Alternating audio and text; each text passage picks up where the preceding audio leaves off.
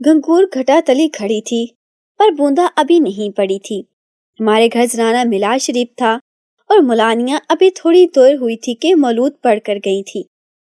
جو رشتے کی عورتیں اور دور محلے کی تھی انہیں امی نے روک لیا تھا کہ بہن اس وقت کہاں جاؤ گی؟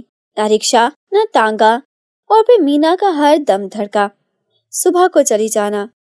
آسمان پر بادل گرج رہے تھے اور بجلی ایسی لپکی مار رہی تھی کہ زمین سے لگ جاتی تھی، اس ڈر سے کہ کہیں بارش نہ آ جائے۔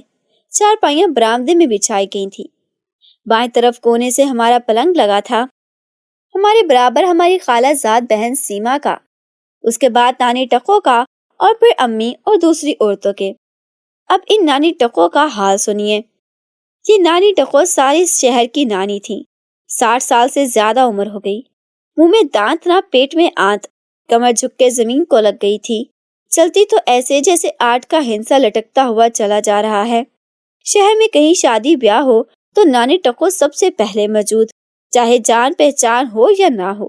لوگ انہیں نانی سیدانی کہتے تھے، مگر ہم بچوں نے ان کا نام نانی ٹکو رکھا تھا۔ 11 بج چکے تھے مگر باتوں کی کھچڑی پک رہی تھی۔ ایک امی کو کچھ خیال آیا اور وہ ہم سے بولی، بیٹا سعید، صبح جا کر اس موئے ٹال والے سے کہنا کہ ساری گیلی لکڑیاں ہمارے گھر ہی ڈال گیا ہے۔ توبہ، آنکھیں پھوٹ گئی پھونکتے پھونکتے، اور لکڑیاں تھی کہ چلنے کا نام ہی نہ لیتی تھی۔ ہم بولے، امی یہ صحبت خان بڑا لڑاکا آدمی ہے، لوگ اسے مصیبت خان کہتے ہیں، زیادہ 3-5 کرو تو کہتا ہے، او بھائی لکڑی گیلا ہے تو کیا ہوا، چولہے میں جلے گا تو سوکھ جائے گا۔ سیما بولی، تو آپ اسے لاتے ہی کیوں ہیں؟ 2 قدم آگے بڑھ کر دوسری ٹال سے لے آیا کیجئے۔ جی ہاں، زبان ہلا دینا بہت آسان ہے اور کرنا بہت مشکل۔ ہم نے کہا، آپ اسکول سے آتے وقت لیتی آیا کیجئے نا۔ لیجئے خالہ جان، سیما ہاتھ نکال کر بولی، بھلا کہیں لڑکیاں بھی لکڑیاں لاتی ہیں؟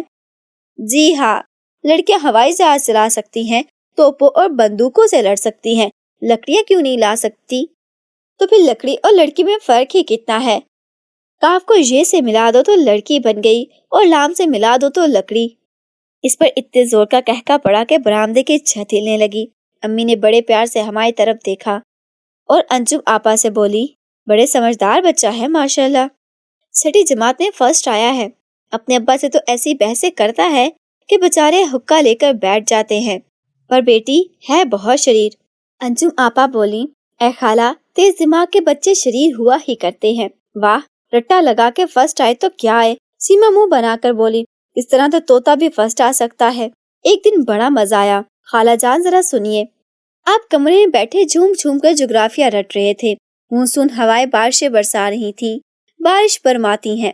میں نے کہا، بھائی جان بارش برسانا تو سنا تھا، یہ برمانا کیا ہوا؟ بولے، بکو مت، کتاب میں ایسا ہی لکھا ہے۔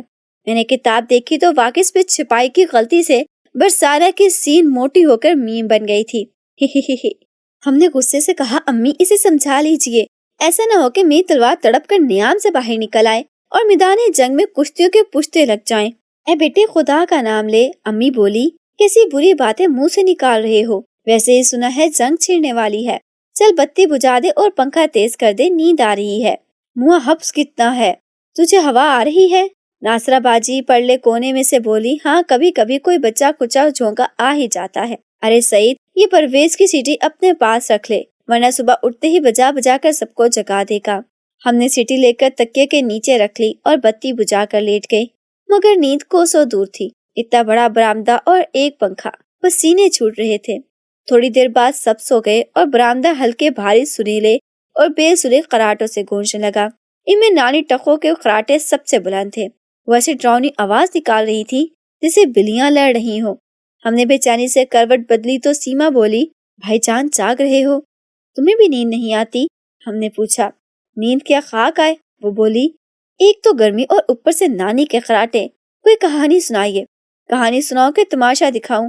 یہ کہہ کر ہم نے نانی ٹکو کی طرف دیکھا اور چت لیٹی بالکل بے خبر سو رہی تھی، اور سانس کے ساتھ ان کے ہونٹ ایسے پھڑپڑا رہے تھے جیسے لوہار کی ڈھونکنی سے بھٹی میں شعلے پھڑپڑاتے ہیں۔ تماشا؟ وہ کوہنی کے بل اٹھ کر بولی، تماشا کیسا؟ ایسا دلچسپ اور مزیدار کہ تم نے کبھی نہ دیکھا ہو۔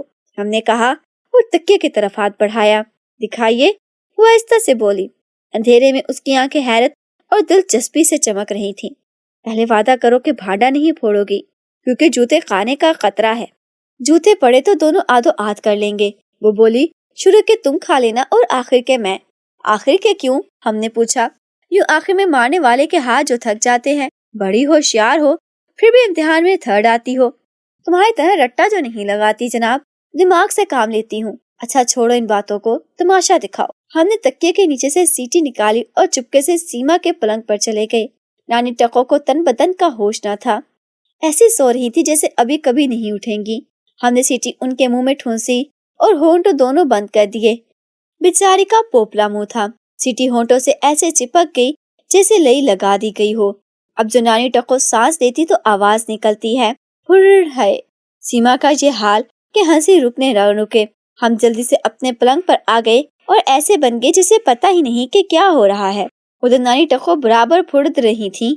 چکچک نانی ٹکو نے ایک لمبی سی سانس لی اور سیٹی سے ایسی زور کی آواز نکلی کہ امی گھبرا کر اٹھ بیٹھی۔ انہوں نے حیرت سے نانی ٹکو کو دیکھا اور بولی، اے نانی، او نانی یہ کیا کر رہی ہو؟ نانی ٹکو بولی، پھڑ رہی ہوں۔ اس پر امی کا پارا چڑھ گیا، چلا کر بولی، اے بی ذرا اس بڑھیا کو تو دیکھو۔ وہی مسئلہ ہے کہ بوڑھے منہ مہا سے لوگ کریں تماشے، یہ عمر اور یہ چونچلے۔ اے نانی، سیٹی بجانے کے لیے رات ہی رہ گئی تھی، سارے گھر کی نیند حرام کر دی۔ یہ کہہ کر انہوں نے نانی ٹکو کو زور سے جھنجھوڑا۔ وہ سمجھی کوئی آفت آ گئی ہے، جلدی سے جوتیاں ہاتھ میں لی اور ہو کرتی صحن میں دوڑنے لگی۔ شور سن کر تمام عورتیں جاگ گئیں۔ انہوں نے سمجھا کوئی چور گھس آیا ہے، سب بے تحاشا چیخنے لگی۔ اس چکم دھاڑ میں بچوں کی بھی آنکھ کھل گئی اور انہوں نے ایسی دہائی دی کہ سارا گھر سر پر اٹھا لیا۔ غل غپارے کی آواز بیٹھک میں گئی تو ابا جان ہڑبڑا کر اٹھ بیٹھے۔ ان دنوں ڈاکے بہت پڑ رہے تھے، وہ سمجھے ڈاکوں نے حملہ کر دیا ہے۔ جھٹ بندوق لے کر اندر گھس آئے۔ کچھ دیر ہکا بکا کھڑے نانی اور امی کو گھورتے رہے، پھر بولے، لا حول ولا قوت، یعنی یہ کیا ہو رہا ہے؟ حد ہو گئی، میں کہتا ہوں یہ پاگلوں کی طرح شور کیوں مچا رہی ہو؟